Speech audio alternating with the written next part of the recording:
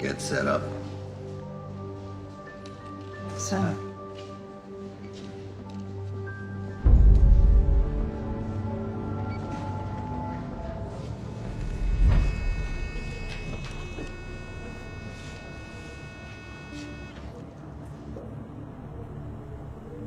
As you know, we're conducting an ongoing inquiry into corruption in public office.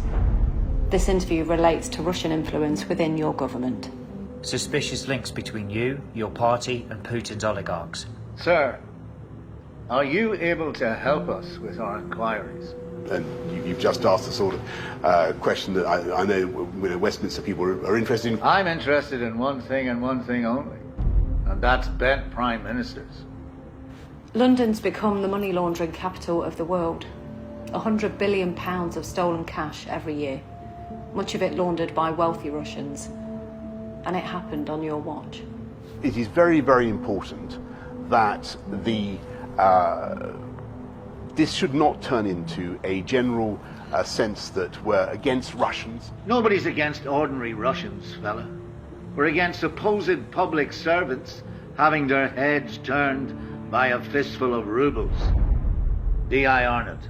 Item reference LBD2, a report by Parliament's Intelligence and Security Committee.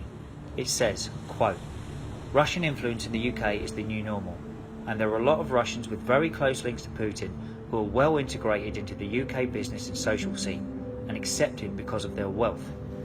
No wonder you tried to cover up that report and stop it being published. This is real, I'm sorry to say, and with great respect, so this is complete Bermuda Triangle stuff. Fancy yourself as a comedian, do you, fella? The Ukrainians elected a comedian, but funnily enough, he turned out to be a dedicated leader who isn't selling out his country for party political donations. Since you became leader, your party has taken £2 million from Russian-linked oligarchs. Your party even took £160,000 for you to play a tennis match against the wife of Putin's former finance minister. You, sir, have a conflict of interest between serving our national security and serving your own greed. There's no country in the Western world that is more vigilant in protecting the interests of this country or the international community from Russian interference. God give me strength. You must think we were born yesterday, D.I. Arnott. On screen, image 13. Image 13 is a photograph of you at an Italian airport when you were Foreign Secretary. You'd spent the night at an Italian castle owned by Evgeny Lebedev. Evgeny Lebedev is the son of a former senior KGB officer. When you were asked if it was true that your trip to see Lebedev was against the advice of your officials and without the 24/7 security detail usually assigned to a Foreign Secretary, you didn't deny it. One witness who saw you at the airport described your appearance. Quote, he was such a mess. He was quite dishevelled and his trousers were twisted and creased. He looked like he'd slept in his clothes.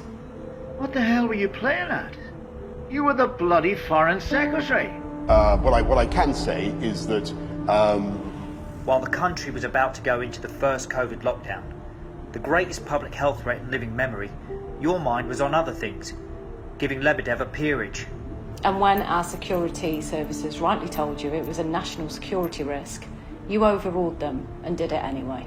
And now he sits in our parliament as Lord Lebedev of Siberia. On screen, image 18. This is Lord Lebedev and his dog. What's the dog's name, Prime Minister? Lebedev named his dog Boris. I don't think there's anything to see here or to worry about. I'll give you nothing to see here, fella. D.I. Arnott? On screen, item reference LBD4. LBD4 is a photograph of Conservative Party Chairman Ben Elliott. He's the one who raised money for you from Russian oligarchs, isn't he? But he also runs a luxury concierge company that catered to billionaires from Russia, including some with close links to Putin. And he set up a Conservative Party advisory board that let the biggest donors, including some with links to Putin, gain privileged access to you, to ministers and advisors at the top of government. You, sir, are a cavalier risk to our national security. We've brought in the biggest package of global sanctions ever imposed on Russia, and we will go further unless and until this aggression stops. Mother of God, we've known for years who Putin was. He's poisoned people on the streets of Britain. He's poisoned and imprisoned political rivals. He's wiped Syrian towns off the map and killed thousands of men, women, and children. But still, you threw open the door to his oligarchs to buy privilege and influence while you and your cronies raked it in. Well, Prime Minister, let me tell you, you may have already sold your soul to the devil, but by God, this country belongs to us, not you. And this country is not for sale, not 1 inch of it. Our challenge to the enemies of democracy, not for sale. Our commitment to our allies, not for sale. Our compassion for victims of war, not for sale. Our values, sir, not for sale.